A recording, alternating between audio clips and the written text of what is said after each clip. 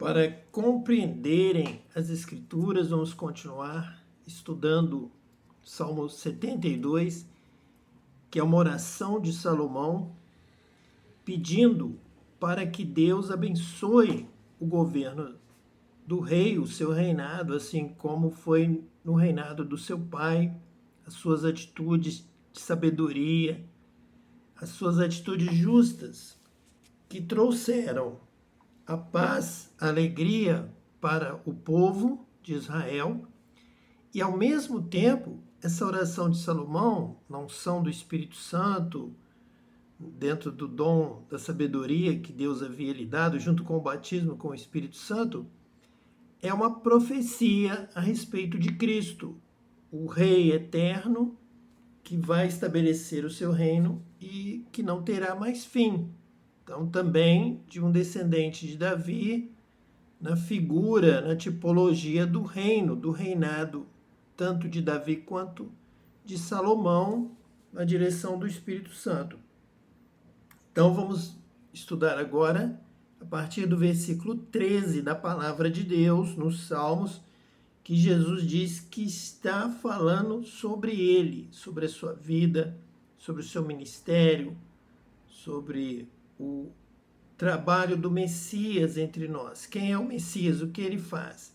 E quem é seguidor do Messias vai buscar andar nos seus passos, seguir o seu caminho, andar por onde ele andou, obedecer a Deus como ele obedeceu.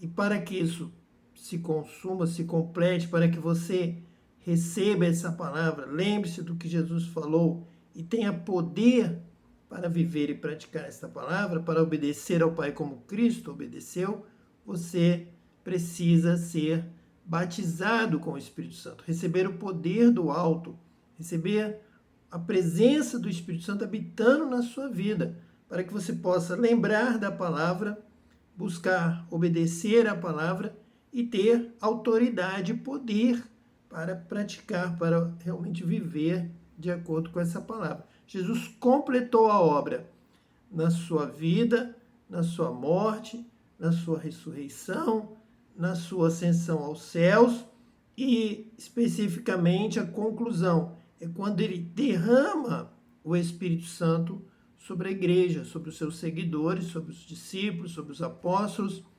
É a partir dali que a igreja é revestida de poder e vai sair pelo mundo anunciando o evangelho a toda criatura, todas as nações, com poder, com conhecimento, compreendendo as Escrituras, com discernimento.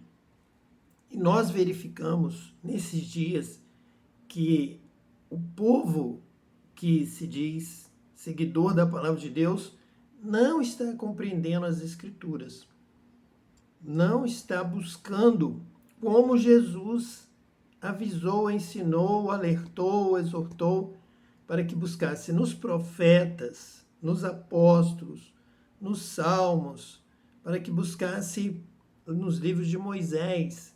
Então, como houve essa divisão da palavra de Deus, como houve essa recusa de se buscar compreender as Escrituras a partir do Gênesis, a partir do Antigo Testamento, se dedicando a meditar, a estudar, a compreender nos profetas, nos salmos e demais livros das Escrituras, hoje temos um povo distanciado da verdade, da vontade de Deus, da bênção até de Deus. Então Deus não abençoa porque o povo não obedece, não compreende as Escrituras. Veja bem agora, por exemplo, vamos dar continuidade ao estudo no versículo 13, o que está escrito. Salmo 72, versículo 13, já é uma comprovação de que o povo foge, renega algum momento das Escrituras que são fundamentais, que não poderia jamais ter sido deixado de lado, renunciado e deixado de ser compreendido e praticado. Diz assim o versículo 13: Ele tem piedade do fraco e do necessitado, e salva a alma aos indigentes.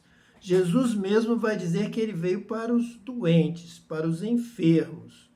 Ele salva a alma, citando os profetas, do enfermo, do pobre. Aqui está dizendo do fraco, do necessitado, e salva a alma aos indigentes. O próprio Senhor Jesus, que conhecia profundamente as escrituras dos salmos que nós estamos lendo especificamente, ele próprio se colocava nessa posição. Colocando-se nessa posição, ele assume a figura do justo. O justo que domina segundo a vontade de Deus é aquele que olha de uma maneira preferencial para o fraco, para o necessitado e para o indigente. Tanto é que Jesus saiu pelas ruas da terra de Israel, saiu pela Galileia, até por Samaria, até mesmo por Jerusalém e arredores, à procura do cego, do enfermo, daquela mulher que tinha um fluxo de sangue, daquela mulher que tinha perdido o filho único e de todos os indigentes. Foi até o cemitério encontrar lá um endemoniado. Então, quando o servo de Deus, o ungido de Deus, procura o mais fraco, o que realmente precisa do médico, esse precisa de salvação, uma salvação imediata, não pode se deixar para amanhã, são os que realmente estão necessitados. Então, ele é reconhecido, o povo começa a glorificar a Deus. As multidões veem isso e exaltam a Deus.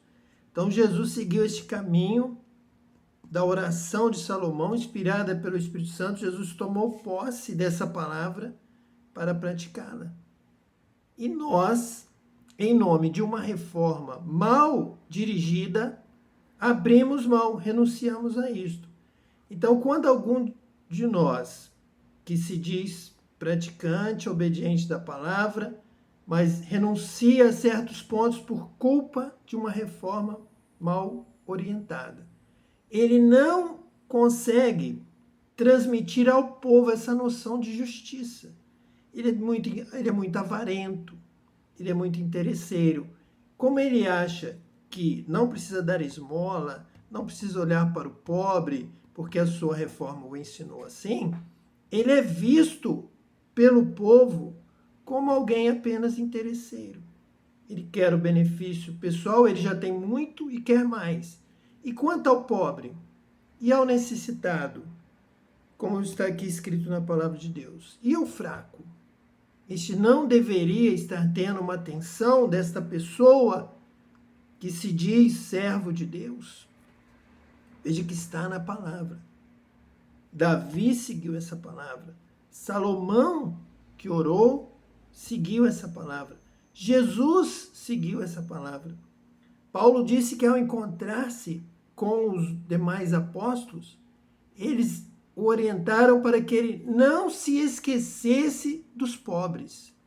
Então, com certeza, nós sabemos que os apóstolos tinham como referência as escrituras do Antigo Testamento, onde essa palavra aqui está sendo destacada. Jesus inúmeras vezes citou essa palavra. Mas a nossa reforma, ela foi tão desorientada que ela abriu mão, ela abdicou das palavras de Jesus em muitos termos, em muitos momentos, sobre a esmola, sobre a oração, sobre o jejum, sobre outras práticas, sobre ter fome e dar de comer, estar preso e ir visitar, tive sede e deste-me de beber. Chegam a fazer uma interpretação fugindo da realidade, dizendo que Jesus não está falando para se cuidar do necessitado, do fraco, mas que Jesus está falando de questões espirituais, porque a minha reforma não me deixa falar de esmola, sendo que Salomão está orando e Jesus está tomando essa palavra como profética e nos ensinando, nos indicando. Se vocês conhecessem as Escrituras, vocês entenderiam tudo o que o Cristo fez, o seu sofrimento, a sua vida, o seu amor aos fracos, aos necessitados, o seu cuidado, o seu zelo e a sua morte. Ele foi fiel, ele foi obediente a Deus, praticando bem, curando a todos os feridos do diabo. Então essa é a missão. É o que está caído, é o que está fraco, necessitado, os indigentes, os abandonados, os esquecidos. Se você fizesse isso, se você obedecesse a Deus, então você iria receber de retorno o reconhecimento das nações, os reis iriam honrá-lo, iriam reconhecer o seu trabalho, e você receberia a bênção do alto, a bênção do céu. Mas nós observamos que o Brasil, em muitos momentos, não recebe a bênção porque não compreende as Escrituras, não pratica realmente as Escrituras, interpreta errado, mal interpretado e foge de tantos e tantos textos em que se encontram em todas as Escrituras que falam de fazer o bem, de amar ao próximo, de socorrer o necessitado, o fraco e o indigente. O versículo 14 ainda complementa essa mensagem, quando diz assim: redime a sua alma da opressão e da violência, e precioso lhe é o sangue deles. Veja bem, nós quantas vezes só falamos que o sangue de Jesus é precioso, o sangue de Jesus tem poder. Sim, é o sangue derramado pelo necessitado, pelo pecador. Então, dessa forma, para Jesus ter derramado o seu sangue, para que você não precise ter o seu sangue derramado, para que você não morra, então o seu sangue é precioso para Jesus. Jesus deu a vida por amor a você, para que ele sofresse em seu lugar a condenação, para te salvar. E agora você precisa olhar para ele e amar também as pessoas que estão perecendo. E dizer que você tem um ministério de pregar o evangelho a toda criatura, porque você considera precioso o sangue das pessoas, dos que estão próximos a perecer. E é isso que Deus deseja.